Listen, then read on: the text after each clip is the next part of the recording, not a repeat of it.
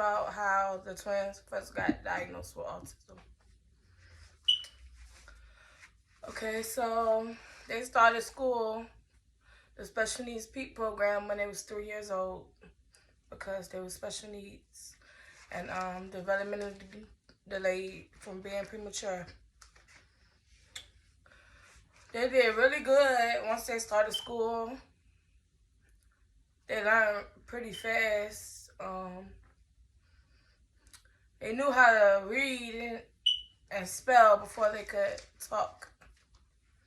They both could. So when they was about 5 years old, we started trying to get some type of diagnosis to help them succeed more in school instead of just being developmentally delayed. We tried to find the reason why, most likely. So a mix of teachers and doctors told us that they were mentally retarded. They had mental retardation. So I'm looking down because I have notes.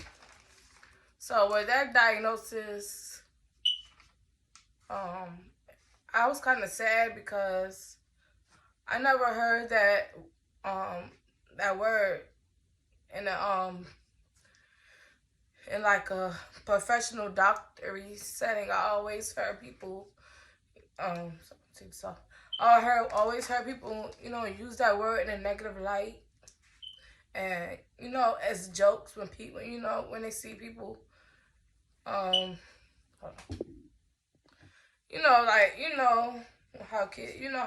kids and some adults use that word. So I was sad about it. I was sad about that word. I didn't never really think I would hear that from a doctor. So as time went on, we accepted it, and we had no choice, As time went on, the longer they were in school, they learned like pretty fast or whatever, and they were like,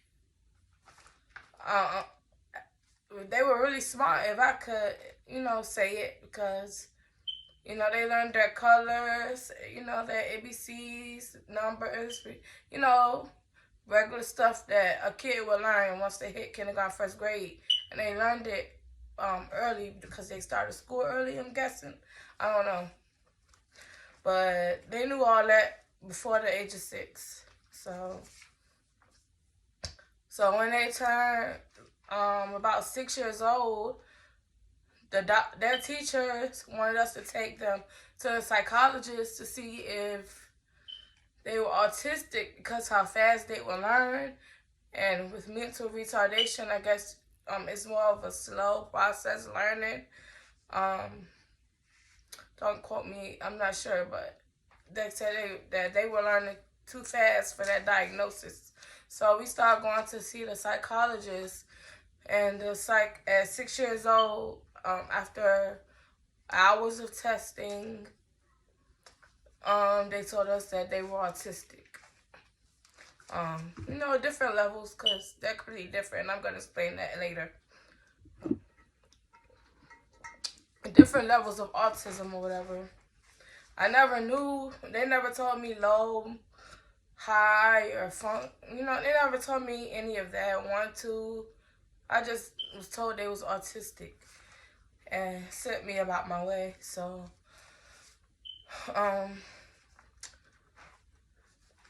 a doctor never told me, any steps to take, they was getting speech therapy and physical therapy and occupational therapy before this diagnosis, so it wasn't really nothing more I could do besides ABA therapy, and which I didn't really want to do that because I didn't want to change them as people, and I did my own research on ABA therapy, and you can have your own, you can have your own thoughts about ABA therapy, but we didn't do that. Okay, so before the autism diagnosis, it was a few signs that made me think that they were autistic. Like hand flapping, and of course, if not speaking is one of the most, not speaking is one of the main ways that people, figure out that their kids must be autistic. Delayed speaking, which is not always the case, but it usually is the case in autism. So, yeah, they spoke late. Nazir spoke at age, maybe like 4 or 5, and Freaky spoke at age 12, and I'm gonna have a video about his speaking journey also. So yeah, delayed speaking, but could read and spell. With them having autism, you have to be really patient. It's a neurodivergent disorder. It's not a mental health problem, so you can't really change it. They're gonna be them. The most you can do is redirect behavior.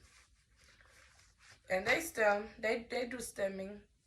Like one of them stomp his feet a lot, and he claps a lot, and he bangs a lot, and he like to bump his head on the bed and his pillow. And the other one, he likes vocal stemming. He will do like a little soft yell. Not all the time, but a lot of the time he likes to do that. And a lot of people think they can change stemming, and that is a bad thing, that they're being bad, but stemming is a good thing. That's how they calm themselves down, and that's how they get themselves together. And if they're in a stressful situation, they're feeling stressed or sad or angry. So stemming's not a bad thing unless they're actually hurting themselves, but you can redirect behavior calmly and patiently. And I know this video was kind of confusing with telling which one which, because I kind of put the story together. They both basically got diagnosed at age 6. They both were showing signs, basically their whole life, but when they started school at age 3. I'm gonna have videos for their individual journeys, so the names won't get confused with the child. But I just want to do this overall video of basically how they got diagnosed. This is a kind of short video because we didn't really go through much, but how I felt when they got diagnosed, I was actually happy about it. I wasn't sad about it. I wasn't upset.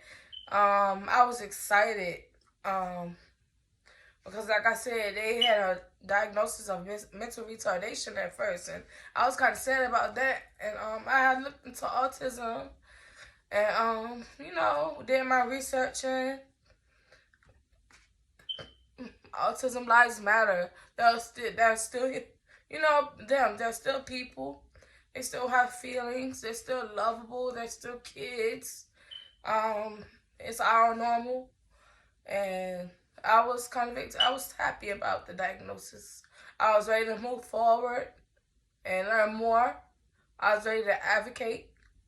I was ready for them to keep it moving with their life and become productive people, because people with autism can be productive people, So, yeah, that's about how they got diagnosed.